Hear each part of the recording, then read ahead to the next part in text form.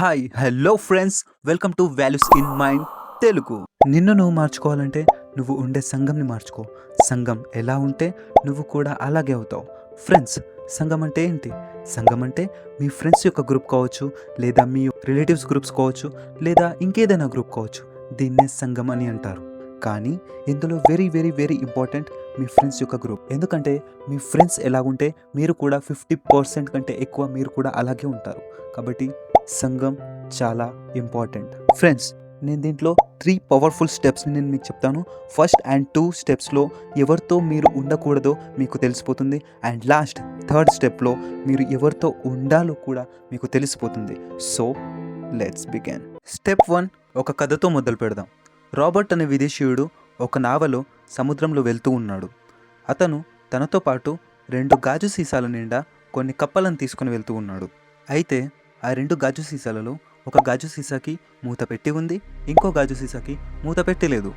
ఇదంతా గమనిస్తున్న తోటి ప్రయాణికుడు జాక్సన్ రాబర్ట్ని అడుగుతాడు, ఇదేంటి, ఒక గాజు సీసాకి మూత పెట్టి ఉంది కానీ ఇంకో గాజు సీసాకి మూత పెట్టలేదేంటి అని కుతూహలంతో రాబర్ట్ని జాక్సన్ అడుగుతాడు. అప్పుడు రాబర్ట్ నవ్వి జాక్సన్కి తను రెండో దానికి మూత ఎందుకు పెట్టలేదో వివరిస్తాడు. అప్పుడు రాబర్ట్ జాక్సన్తో అంటాడు, చూడు జాక్సన్, నేను మూత పెట్టి ఉన్న గాజు సీసాలలోని కప్పలను చూడు, అవి ఎలా ఒకదానికొకటి సహాయం చేసుకుంటూ బయటికి వెళ్ళాలని ప్రయత్నం చేస్తున్నాయో. అందుకే ఆ గాజు సీసాపై మూత పెట్టాను. ఇకపోతే రెండో గాజు సీసాపై మూత ఎందుకు పెట్టలేదో తెలుసా? ఎందుకంటే అందులోని కప్పలు బయటికి వెళ్ళాలని ప్రయత్నించవు. ఒకవేళ ఏ కప్పైనా బయటికి వెళ్ళాలని ప్రయత్నించినా ఇంకో కప్ప దాని కాలు పట్టి కిందికి లాగుతుంది. కాబట్టి అవి బయటికి వెళ్ళలేవు. అందుకే నేను రెండో గాజు సీసాపై మూత పెట్టలేదు.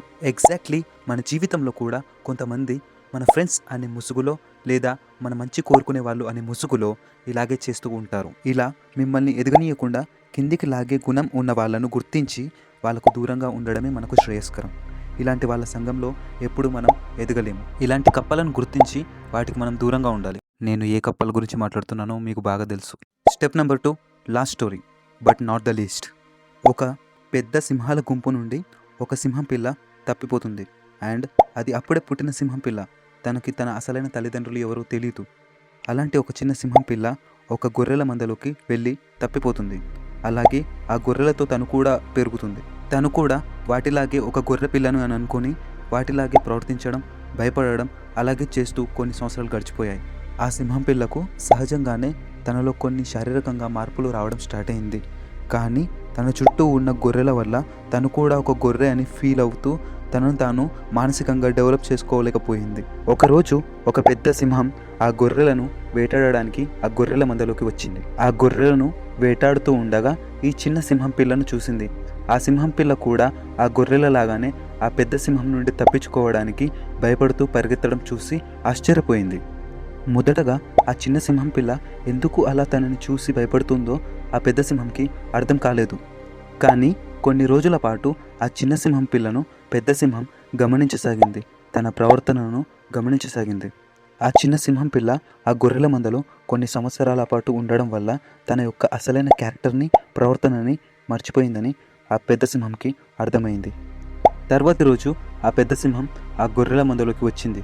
కానీ ఈసారి వేటాడడానికి కాదు, ఆ పిల్ల సింహంకి తన అసలైన క్యారెక్టర్ని గుర్తు చేయడానికి వచ్చింది.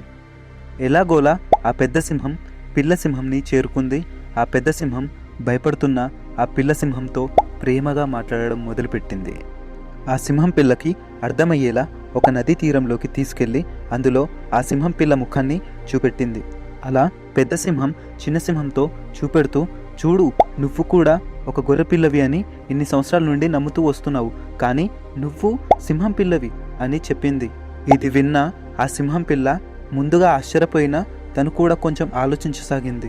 ఆ పెద్ద సింహం ప్రేమతో ఆ చిన్న సింహం పిల్లతో ఇలా అంది, నువ్వు కూడా నాలాగే గర్జించగలవు, కానీ ఎలా గర్జించాలో మాత్రం మర్చిపోయావు అని చెప్పింది. ఆ పెద్ద సింహం ఆ పిల్ల సింహానికి ఎలా గర్జించాలో కొంచెం నేర్పింది. ఇలా చెప్పింది, వెళ్ళు, ఇప్పుడు ఒకసారి ఆ గొర్రెల మందలోకి వెళ్ళి గర్జించు, నీకే అర్థమవుతుంది నువ్వు ఒక గొర్రెవు కాదు అని. ఆ సింహం పిల్ల ఎలా గర్జించాలో చాలా బాగా నేర్చుకుంది. అండ్ తను ఆ గొర్రెల మందలోకి అసలైన సింహంలాగా నడుచుకుంటూ వెళ్ళింది. ఆ సింహం పిల్ల చాలా కాన్ఫిడెంట్గా ఆ గొర్రెల మందలోకి దూకి పరిగెత్తుకుంటూ గర్జించడం మొదలుపెట్టింది. ఆ గర్జన విన్న ప్రతి ఒక్క గొర్రె చాలా భయంతో ఆ సింహం పిల్ల నుండి దూరంగా పారిపోవడం మొదలుపెట్టాయి. సేమ్ ఎగ్జాక్ట్లీ ఆ చిన్న సింహం పిల్లలాగే మీరు కూడా మనమేం చేయగలం అనే మైండ్ సెట్ గల వారి సంఘంలో చాలా కాలం చిక్కుకొని మిమ్మల్ని మీరు ఒక విన్నర్ మెంటాలిటీలో కాకుండా ఒక లూజర్ మెంటాలిటీలో జీవిస్తున్నారు. మీ చుట్టూ అందరూ లూజర్ మెంటాలిటీ గల వాళ్ళే ఉంటే మీరు ఏదైనా సాధించాలని అనుకున్నా కానీ మరియు దానిని సాధించే సత్తా మీ లోపల ఉన్నా కానీ మీ అసలైన శక్తిని గుర్తుపట్టడం చాలా కష్టమవుతుంది. మీ చుట్టూ ఉన్న లూజర్ మైండ్ సెట్ గల వాళ్ళని చూసి వీళ్ళ అందరి వల్ల కానిది నా వల్ల ఏమవుతుంది అని మిమ్మల్ని మీరు డిమోటివేట్ చేసుకుంటారు. అండ్ మీరు కూడా ఒక లూజర్ మైండ్ సెట్తో అలాగే ఒక లూజర్ లాగానే మిగిలిపోతారు. ఏమో ఈ సింహం పిల్ల కథలో ఆ సింహం పిల్ల మీరే కావచ్చు. ఒక్కసారి మీ లోపల నుండి చెక్ చేసుకొని చూడండి. Last third step and very powerful. Don't miss this. ఎందుకంటే ఈ లాస్ట్ స్టెప్లోనే మీకు ఎవరితో ఉండాలో మీకు తెలిసిపోతుంది. మరి ఈ 2 గ్రూప్లలో కాకుండా మీరు మీ భవిష్యత్తులో ఒక మంచి స్థానానికి ఎదగాలంటే ఎవరితో ఉండాలి? దీంట్లో కూడా మీకు 2 బెస్ట్ ఆప్షన్స్ ఉన్నాయి. ఫస్ట్ ఆప్షన్లోకి వస్తే నార్మల్గా మీ ఫ్రెండ్ సర్కిల్లో కానీ లేదా మీ రిలేటివ్స్ గ్రూప్స్లో కానీ మిమ్మల్ని భవిష్యత్తులో ఒక మంచి స్థాయిలో ఉండాలని కోరుకునే వాళ్ళని మీరు ఎంచుకోవచ్చు. మిమ్మల్ని మోటివేట్ చేసేవాళ్ళు మరియు మిమ్మల్ని ఇన్స్పైర్ చేసేవారితో ఉండవచ్చు. దీని ద్వారా మీరు ఎలాగైనా భవిష్యత్తులో సక్సెస్ఫుల్ అయి తీరుతారు. మీ సర్కిల్లో అందరూ సక్సెస్ని సాధించాలని తపనతో ఉంటారు కాబట్టి మీరు కూడా సక్సెస్ అయి తీరుతారు. ఎందుకంటే వారు కూడా మిమ్మల్ని సక్సెస్ కావడానికి మోటివేట్ చేస్తారు. అండ్ 2వ ఆప్షన్లోకి వస్తే ఇది చాలా పవర్ఫుల్ అండ్ ఎఫెక్టివ్ సర్కిల్ ఇది. ఎందుకంటే 2వ ఆప్షన్లో మీరు చాలా ఈజీగా మరియు మీకు ఎలాంటి ఇబ్బంది లేకుండా మీ సర్కిల్ని చూస్ చేసుకోవచ్చు. అదే ఆన్లైన్ సోషల్ మీడియా సర్కిల్ లేదా సంఘం. For example YouTube, Instagram, Facebook మొదలైన వాటిలో మీ మనసుకు నచ్చిన అర్థమయ్యే విధంగా చెప్పే కొన్ని రకాల ఛానల్స్ని ఫాలో కావచ్చు. For example motivational, spiritual and educational and technical. ఇలా మీరు ఏ ఏ రంగాలలో ఎదగాలని అనుకుంటున్నారో అలాంటి ఛానల్స్ని ఫాలో చేయడం ద్వారా మీకు బోనస్గా మీ టైం చాలా వరకు సేవ్ అవుతుంది. అలాగే మీ లక్ష్యంపై మీ గురి ఎప్పుడూ తప్పదు. ఇలా మీరు టాక్సిక్ ఫ్రెండ్స్తో కాకుండా మీ టాక్సిక్ రిలేటివ్స్తో కాకుండా ఒక మంచి వాల్యుబుల్ మైండ్ సెట్ గల వారిలా మారిపోతారు. గుర్తుపెట్టుకోండి, మైండ్లో వాల్యూస్ ఉంటే చేసే పని కూడా వాల్యుబుల్గా చేస్తాం.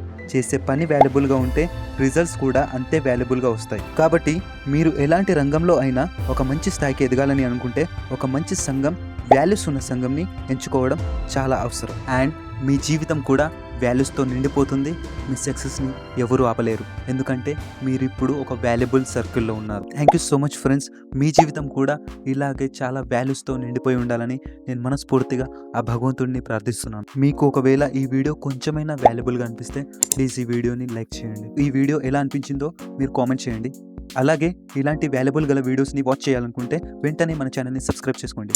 Thank you so much all. I love you all. Take care all.